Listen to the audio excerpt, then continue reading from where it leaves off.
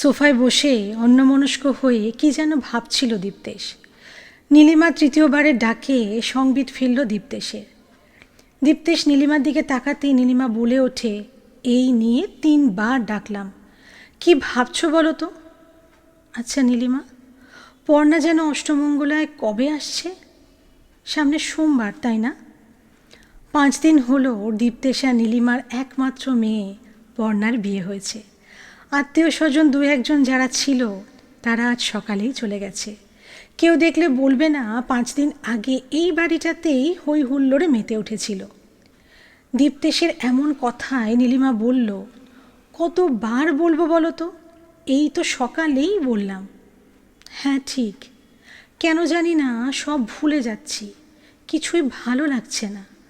পর্ণা যে বাড়িতে নেই এটা মানতেই পারছি না। নীলিমা দীর্ঘ নিঃশ্বাস ফেলল দীপ্তেশের কথায়, বলে, এটাই মেয়েদের জীবন। যে বাড়ি যে ঘর তার নিজের ছিল সেটার উপর তার আর অধিকার থাকে না, এক অলিখিত নিয়মেই। নীলিমার এমন কথা শুনে দীপ্তেশ ভ্রু কুঁচকে জোর গলায় জিজ্ঞাসা করে, কি কি কি কি কি বললে নীলিমা? অধিকার থাকবে না মানে? আমার বাড়ি মানে পর্ণার নিজের বাড়ি, সব সময় ওর অধিকার। কে ওকে আটকাবে শুনি? আমি বলেই দিয়েছি, যখন মন খারাপ হবে তখনই চলে আসবে। নীলিমা হাসতে থাকে, হাসতে হাসতেই বলে, ঠিকই তো, আমি তো ভুলেই গিয়েছিলাম যে এই মানুষটা কী সব ভুলভাল কথা বলছে। তারপর মনে পড়ল, তুমি তো আজ পর্ণার বাবা। কথাগুলো বলতে বলতে কিছুক্ষণের জন্য থেমে গেল নীলিমা। কথার সুর পাল্টে বিষণ্ণ ভরা মুখে নীলিমা বলল, 28 বছর আগের কথা মনে আছে তোমার? সবে 2 মাস বিয়ে হয়েছে আমার। বাবার জন্য ভীষণ মন খারাপ করছিল।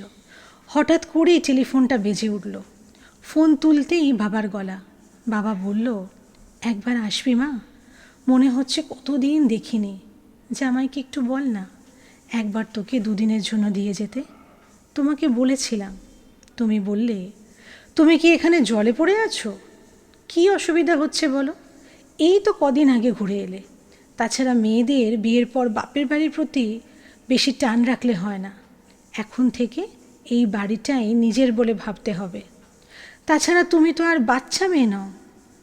সেদিন আমি তোমাকে কিছুই বোঝাতে পারিনি, আমার মনের ভিতরকার অবস্থাটা। তুমিও সেদিন আমার বাবার অনুভবটুকুও বুঝতে চাওনি। আর আজ বলছো তোমার এই বাড়িতে তোমার মেয়ে যখন খুশি চলে আসবে।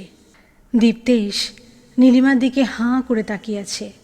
চোখ দুটো ছলছল করে উঠে দীপ্তেশের। নীলিমার হাতটা ধরে বলে, একটু বসবে আমার পাশে? মনে হচ্ছে পর্ণাকে কতদিন যেন দেখিনি। নীলিমা, মেয়েদের বিয়ের পর বুঝি নিজের মেয়ে আর নিজের মেয়ে থাকে না, তাই না? সেদিন বুঝতে পারিনি, বিশ্বাস করো। আমি আজ বুঝতে পারছি।